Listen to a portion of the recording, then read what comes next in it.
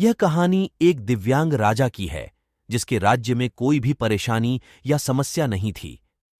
सभी लोग उस राजा से बहुत खुश थे और भगवान से धन्यवाद करते थे कि इतने अच्छे राजा को उनके जिंदगी में भेजे हैं।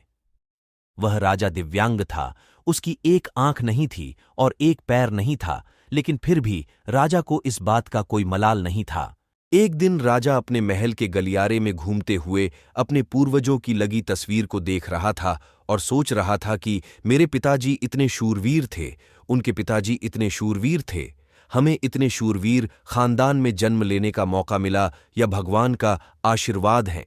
राजा ने सभी चित्र को देखते हुए आखिरी चित्र तक पहुंचा और फिर उस खाली जगह को देखा तो वह चिंता में पड़ गया, क्योंकि उसे मालूम था कि अब यहां जो तस्वीर लगेगी वह उसी की लगेगी। लेकिन राजा को इस बात की चिंता नहीं थी कि वह मर जाएगा। चिंता इस बात की थी कि वहां जो पेंटिंग लगेगी वो कैसी लगेगी। राजा की एक आंख और एक पैर ना होने की वजह से वह चिंता में पड़ गया और सोचने लगा कि इस गलियारे में इतने शानदार पेंटिंग लगी है, लेकिन मेरी एक आंख और एक पैर ना होने की वजह से मेरी ही तस्वीर सबसे खराब लगेगी और सबसे भद्दी दिखेगी।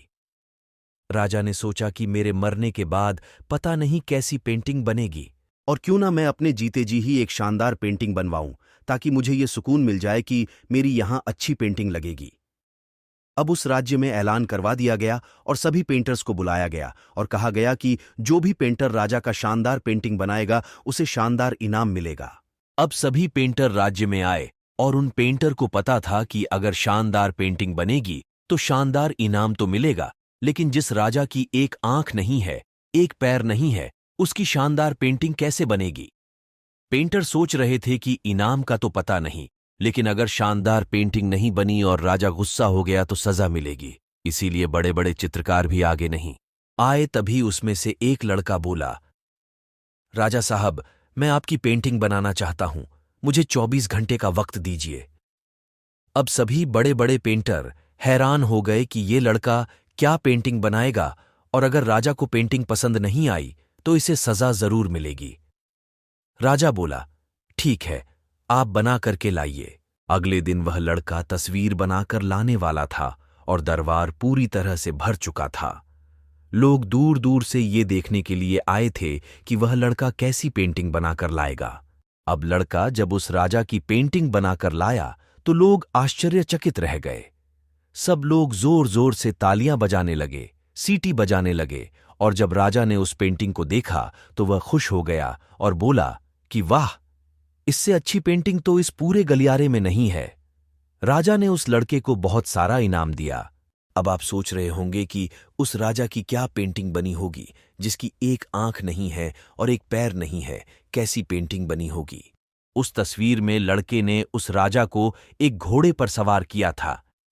एक साइड से उस राजा का एक पैर दिख रहा था और राजा तीरंदाजी करते हुए निशाना लगा रहा था, और निशाना लगाते वक्त एक आंख बंद हो जाती है, और उस लड़के ने उस राजा की वही आंख बंद की थी जो राजा के पास नहीं थी। इस तरह से उस लड़के ने राजा को निशाना लगाते हुए घोड़े के ऊपर सवार दिखाया, जिससे एक आंख बंद और एक ही पैर दिखाया, और इतना शानदार पेंटिंग बनाया था कि वह अब तक की सबसे सर्वश्रेष्ठ पेंटिंग थी। उस लड़के के सामने भी चुनौती थी, संकट था, लेकिन उसने सकारात्मक का साथ नहीं छोड़ा। जिंदगी में आप जिस भी मुकाम पर हो, जिस भी संकट में फंस जाए, जिस भी स्थिति में हो, अगर आपने सकारात्मक का साथ कभी नहीं छोड़ा तो यकीन मानिए आप उस संकट से बाहर निकल आएंगे। सकारात्मक सोच और सहयोग कठिन समय में हमारी ताकत बनता है, और यह हमें संकटों से बाहर निकलने में मदद करता है। जब हम सकारात्मक बने रहते हैं तो हम किसी भी मुश्किल को पार कर सकते हैं और सफलता प्राप्त कर सकते हैं।